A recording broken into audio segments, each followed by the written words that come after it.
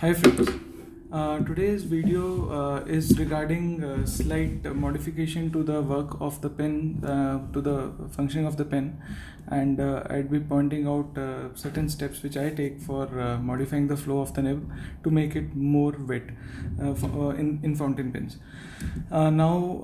These hacks could involve using certain measures which may void the warranty of the product, so please be warned that responsibility lies on the doer, and I can't take responsibility for any untoward thing that goes wrong with the pen while you are performing these things. So I'd be discussing about 5 things which could help you make the flow better on your pens. So first of all is first two are no-brainers, and first is using wetter inks. So if you're writing on a drier side, then using a wetter ink will help you perform better, and wetter and lubricated inks do work a lot. So in my opinion, the Sailor and to some extent some diamond inks are pretty wet. There is a whole list of inks you can Google, and they're available on Fountain Pen Network.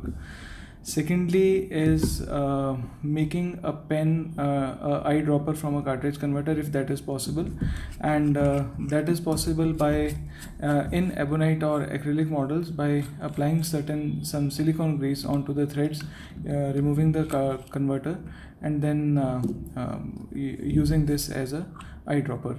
Now this creates a problem of burping in certain pens because the heat of the warmth of the hand is transferred, and then if there is any air pocket within this barrel, it will expand because of the warmth, and it will push the ink out of the barrel, and then it will start burping through the feed. Now certain feeds are very well set and there is generally no chance of burping, and then eyedroppers have this inherent problem of burping. So some pens have really addressed this very well, but you should be aware of this. Now we come to the other three. So for this I'll be using a Yovo nib to demonstrate how the third point is applied. For this I would just remove this unit, and this I'll remove this with the feed. So one of the hacks can be done on the nib, and two of the hacks can be done on the nib, and one of the hack can be done on the feed. So first, coming to the feed, generally the plastic feeds are not very complex. You would see a small channel running down this projection of the nipple and through the body, through the fins, and then right up till the hole of the nib where the ink is transferred, and then through capillary the ink is taken to the tip. What you can do is you can take a razor blade and then you can deepen this channel to increase the flow. You can just use a loop to identify the channel. You can stick it in and you can deepen it. Sometimes you can also take a slight chip of the siding of the side lining, and then you can widen the channel horizontally.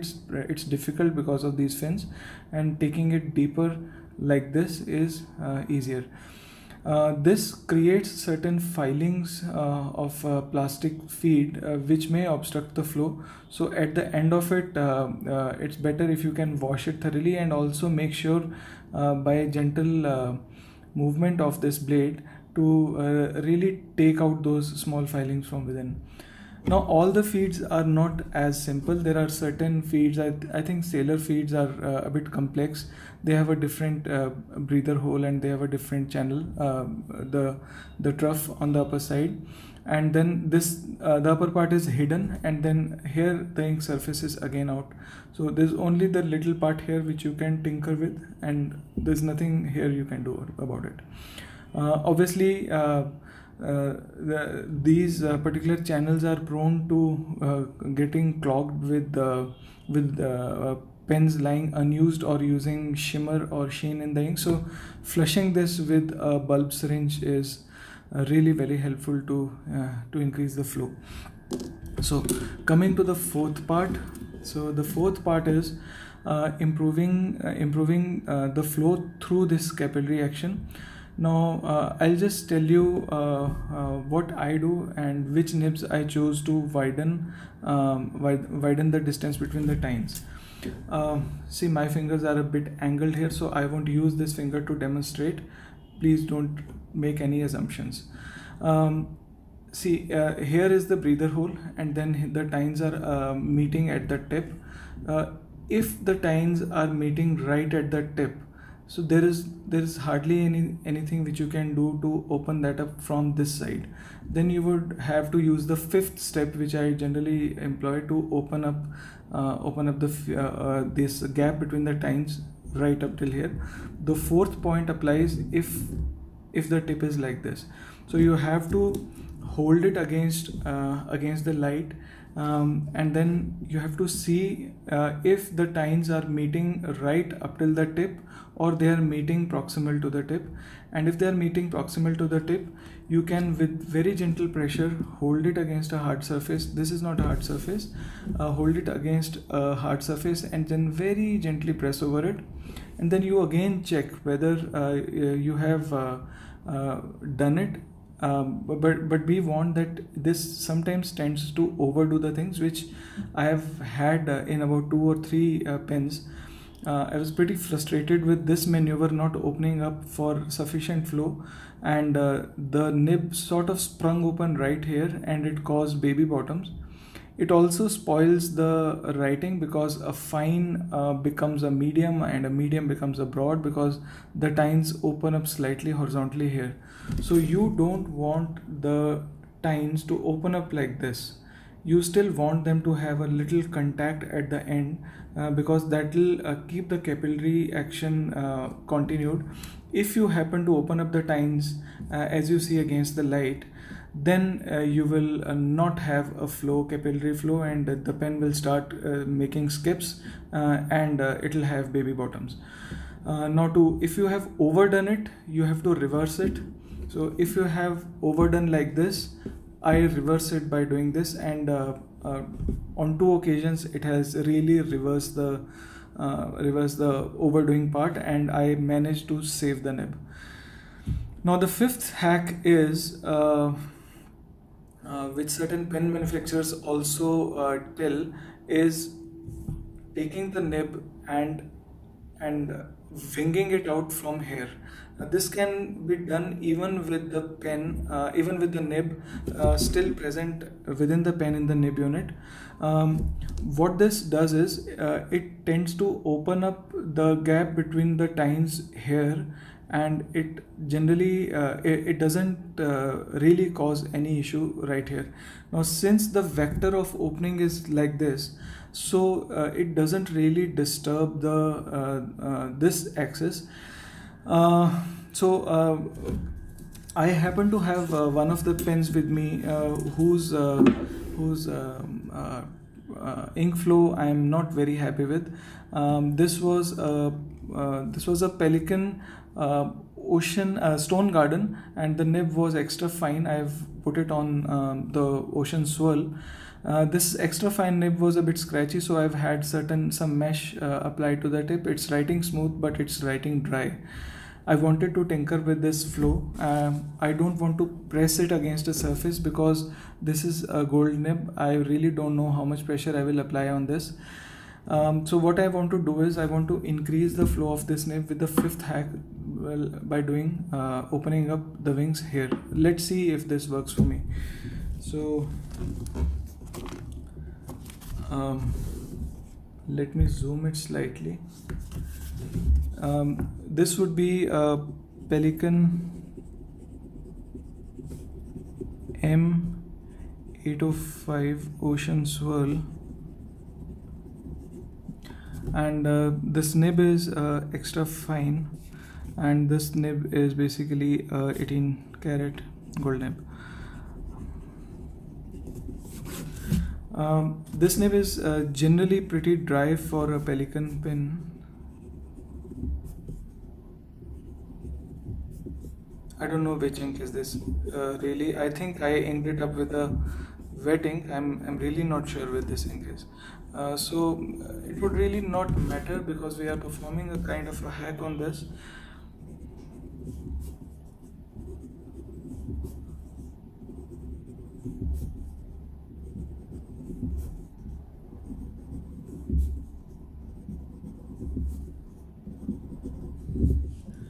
Okay, so what I'll do is I'll try to open up the tines here. I hope you don't chew your nails now. So if you chew your nails, this particular hack would be difficult for you to perform. So I'll try to open it up here. You can see it creates an opening. If you do it very wide, it will really spring it apart. So I won't overdo it. I've tried just once. Let me try writing with this now.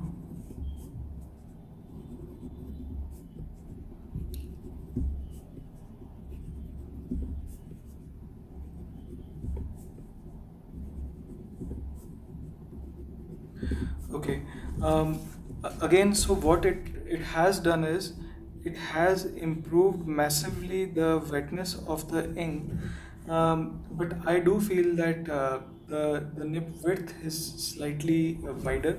So I'll do the reverse part which I had done. I'll try to close the winging in the reverse fashion. I'll just observe whether the tines are meeting together as they should be. Okay, yeah. The lines are not meeting. I'll just pause it here and evaluate this under the loop and just get back. Hi, so I'm back. I've just seen it under a loop and the tines are not misaligned, but in an attempt to again get back to the reverse the flow slightly, I've again overclosed the tines. I'll try to open it up again a bit. So I'll open it very gently and I'll just evaluate it under a loop.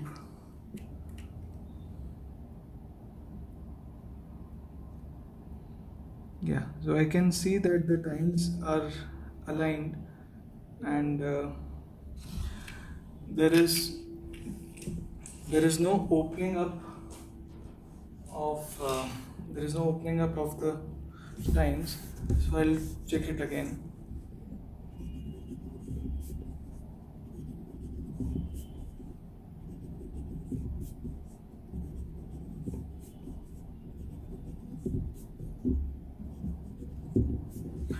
So this was the flow initially.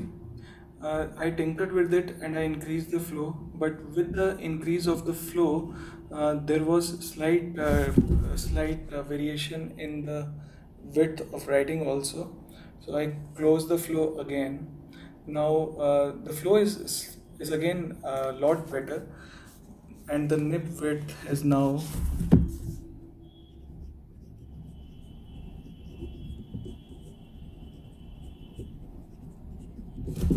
again better. So it's again writing the same, but now the flow has markedly been improved.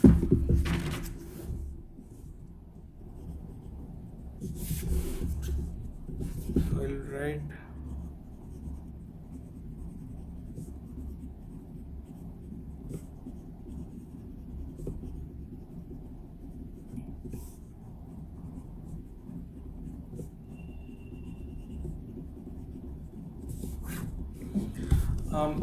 I would want to evaluate this again with the loop. I'll just use that and remove my specs and evaluate it. I know this video is taking time because it is meant for a hack and these videos tend to get longer than usual. Okay.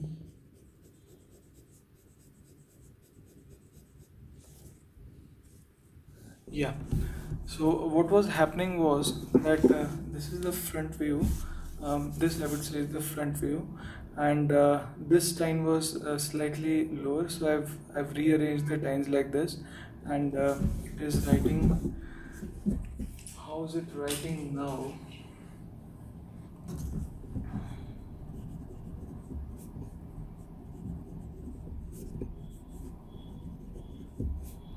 So it is writing without any scratch the way it should.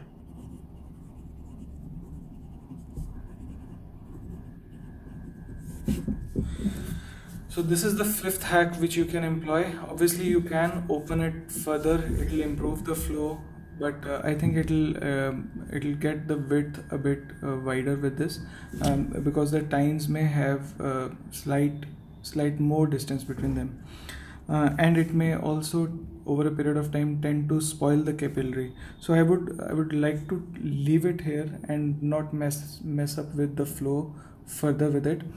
One thing more which can be done is, if this is a cheap nib, then if this is a cheap nib, and you can remove the nib, it's better if you can remove the nib. It's generally not preferred if the nib is still within the feed. You can use a blade, you can put it through the breather hole here, and then you can take it around, take it along this distance, take it along this slit, and then take it right up till here. Sometimes what I've done is I've got the blade here right at the tip, and I've made slight twist in it to open the gap between the tines at the distance. This is sometimes better than pressing the nib downwards, because as I said, pressing the nib downwards tends to spring it open right up till the tip and cause baby bottoms. But again, this particular hack, if you overdo, it will spoil the alignment of the tines. You should have a loop handy to see whether the arrangement of the tines after this particular hack is right, or you've messed up with that. So you have to align the tines again with this. So there you have the 5 hacks. I would go with them. First, getting a wetter ring. Second, making the pen eyedropper. Third, deepening the channel. Fourth is pressing the nib slightly against the hard surface, but not overdoing it. Fifth is improving the distance between the tines here by slightly winging it out, but not winging it out a lot. Or maybe even the sixth one, where you can put a blade and then open it up. Please, again, warning that you should try this with certain tools available at hand, so that you can at the same time see how things are going. And one of the very vital tool is a loop to evaluate how things are shaping up. Very long video. I hope this helps, and I do hope we can have a discussion on the merits and demerits of what I have just enumerated in the comment section. Take care.